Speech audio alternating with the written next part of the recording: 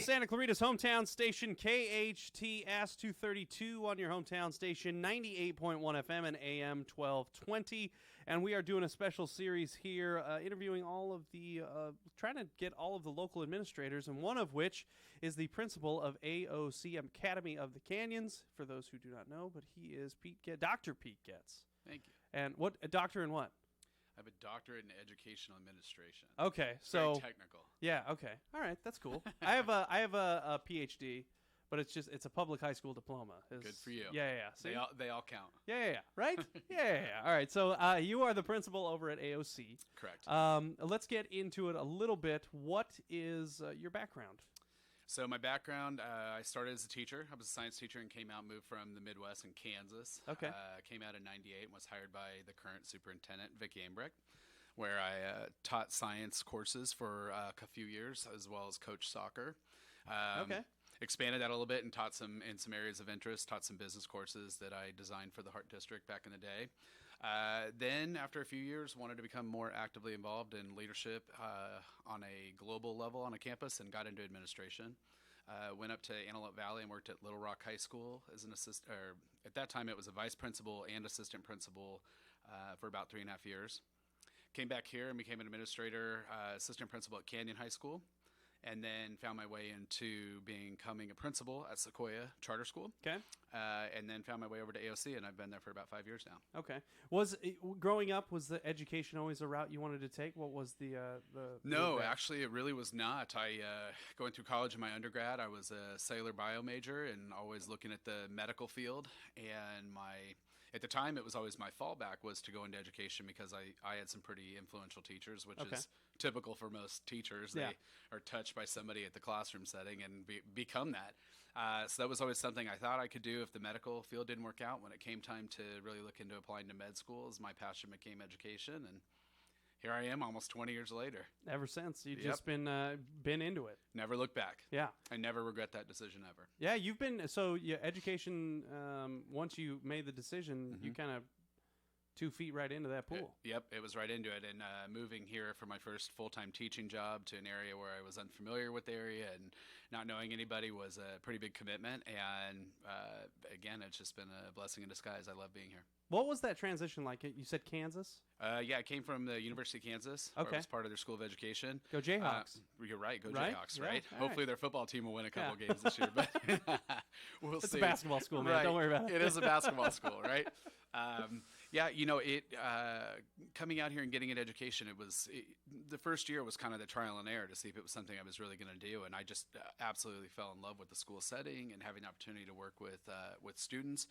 And as I kind of matured in my career and getting into administration, it's just something that I really enjoy doing. And working with Academy of the Canyons, I also oversee Learning Post High School, the independent study program here in the Heart District. Working in that smaller school environment, a very dynamic environment, has really kind of become my passion.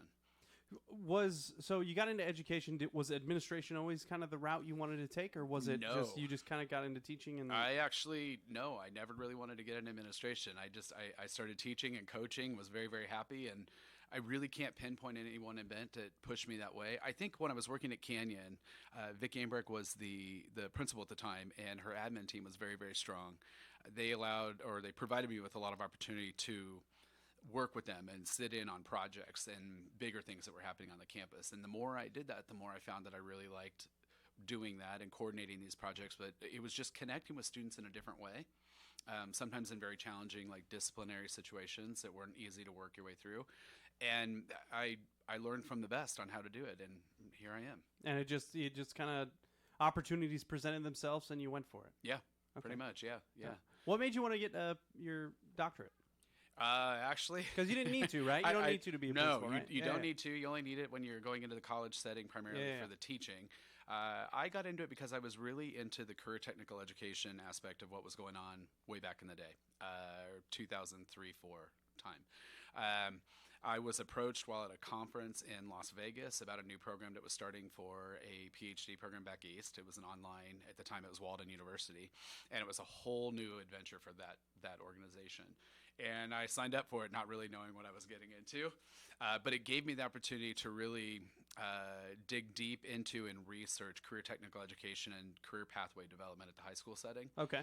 And that became it. At that point, once I started, I was kind of committed to doing it financially, but it became so important to the direction I saw my career going that I was going to see it out. And here I am. And now, unfortunately, I don't get to do a whole lot with what I researched, but every once in a while I bump into opportunities. So it's good. He's Pete Getz, Dr. Pete Getz. He's the principal of AOC Academy of the Canyons, joining us on your hometown station, KHTS 98.1 FM and AM 1220. Let's talk about AOC, because how old is AOC? AOC is in its 19th year. Last year was his 18th graduating class. Okay, so I remember it starting when I was in high school. I graduated 2004, so I remember whisperings of it when I was going through high school. But what is it? Obviously, it's different than your traditional high school. Sure. What is different about AOC? Well, it's a quite dynamic environment, and it requires a very unique type of student. AOC is a very high-performing program for a number of reasons. It's not necessarily just about the caliber of the students that are there, but basically when you get down to the simple design of it, it's grades 9 through 12. It's part of the public school district, but we are a high school that is on the COC campus, and that means that all of our students, grades 9 through 12, are taking high school courses that are required for graduation while simultaneously enrolled in college classes. Right from the day they start high school, they start college. That's I can't imagine doing that as a ninth grader. I agree with that. I don't think most students are really ready for that responsibility. I couldn't have done it. Yeah, and so it didn't. I for some reason it's popping in my brain that maybe 11th and 12th was the only thing, but it's saying 9 through 12. Yeah, so it started 11 through 12 and was that way for a number of years. Okay. There was a program that was we're what's considered a middle college high school.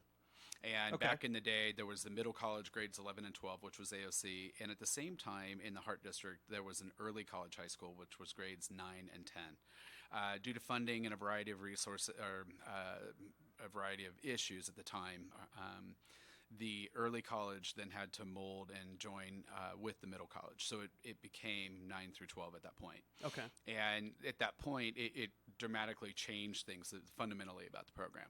But it was still the same setup for both groups. It was a high school on a college campus. Yeah. And essentially that's where we are. Okay.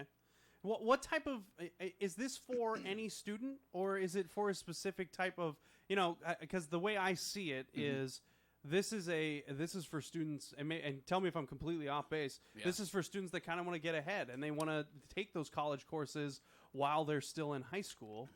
Is it for those type of students, or is it for everybody? No, I think what we have found in the last few years is it takes a student that wants to be in that environment. Okay. It takes somebody that is willing to give up a lot of what you find on a comprehensive site. We simply stated it's giving up the Friday night football games, a lot of the co-curricular activities, the larger social organizations, and that type of network. You're on a campus with only 400 students, and most of what we do revolves around the academic environment. And so there's a very significant emphasis placed on ninth grade preparation. So when you come in as a ninth grader, your college courses we select them for you. Yeah. Outside of the choices within the PE department, and it still maintains a very heavy high school emphasis in enrollment. And by the time you become a senior on our campus, you are well into a major that you've selected at the college. And we don't back off the emphasis of the importance of the high school classes. There's fewer of them, so you're taking more of your college courses. And the result of that is for the students that are really dedicated, that have spent their summers enrolled at COC, their winter sessions at COC, many of them will finish with an AA degree. Which is incredible. That's unbelievable. Yeah, it is. And the irony, we laugh at this every year at our graduation. COC's graduation is historically the day before AOC. And last year, for example, 55 of our 100 graduates received one or more AA degrees from COC. Say one or more? One or more. Oh, more. Yeah, we have students that are getting 2, 3, and last year 4. That's insane. It is.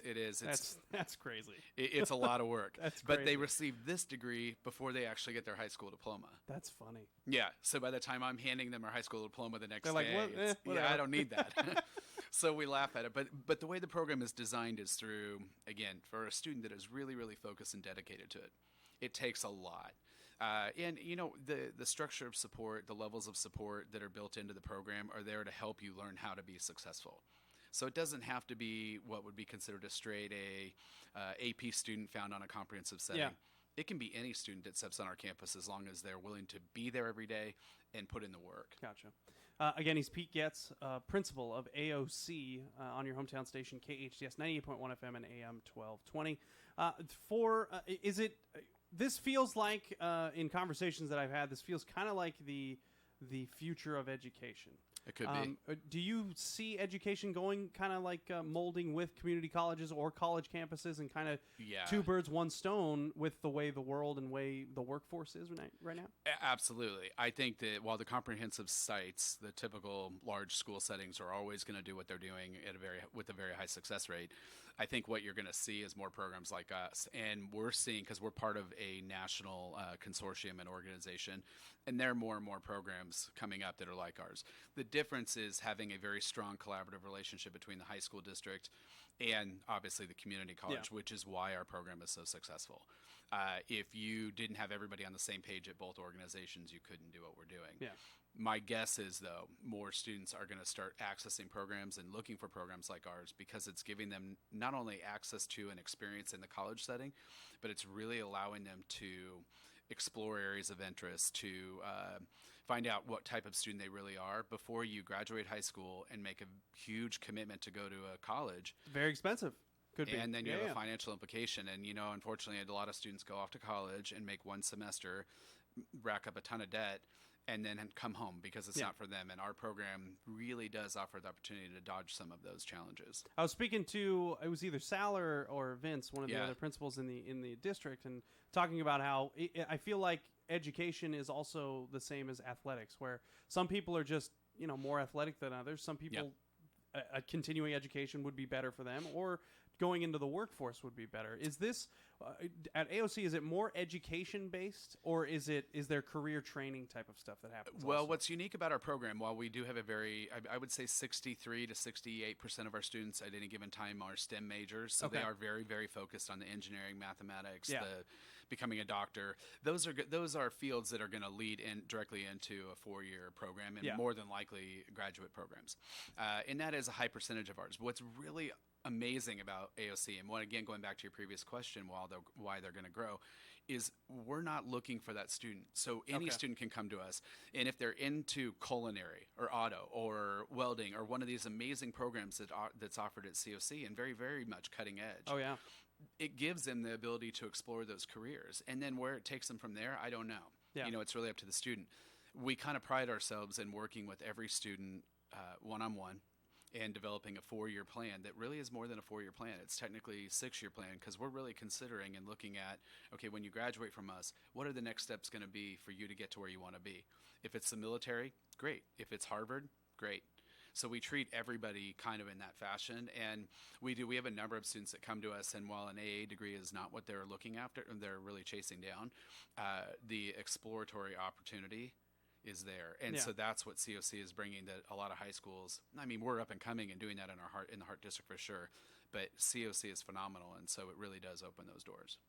He's Pete Getz, principal of AOC on your hometown station, KHTS 98.1 FM and AM 1220. Part of a special series. We're trying to get all of the Hart District principals in for a quick get-to-know-you interview.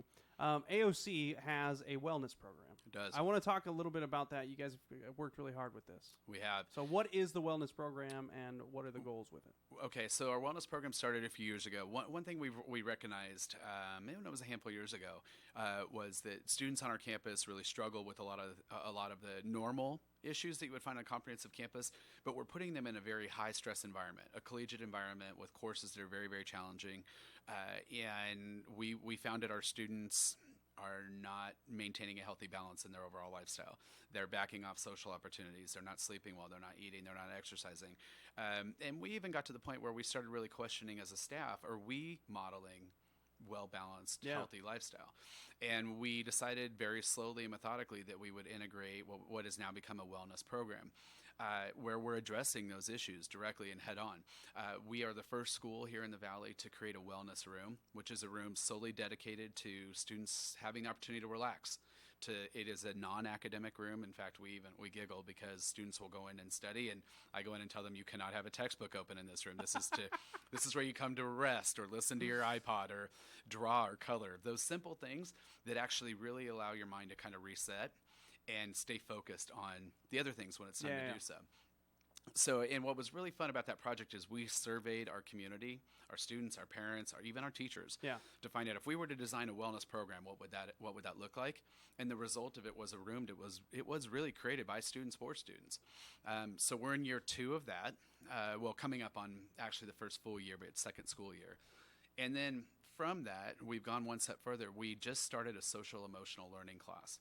The curriculum and content was written by one of my staff members, and we've only been doing it for a couple of days, but we have a group of students that have really adopted the responsibility of the wellness program on our campus, and there's a series of programs that are going to be happening because of their effort. For example, the last couple of years, we've hosted a wellness fair for our students, which has been pretty exciting and pretty well publicized. And then tomorrow, with our new freshmen, this is something we've never done before, the students in this course have designed a orientation program, so to speak, for our 9th graders, and they're all going to go through a half-day series of activities to, one, get to know one another, because they come from all over our valleys, so there are not a lot of relationships there coming in. And then secondly, it will be to directly build relationships with upperclassmen. Okay. And so it's all of our 9th grade group working with a handful of upper grade level, primarily this course. Yeah. And we're really excited about it. So anything we can do to help our students understand that maintaining a healthy lifestyle, it will lead to success academically with regards to your health and all those simple things. Our next step is really going to be integrating this into the true culture of our school, which is kind of the steps we're taking to make sure this works. So it's not really a program. It really is a change in how we work with students on our campus. That's unbelievable that is happening. That's such a wonderful thing that you guys are doing over there. Thank you. That's fantastic.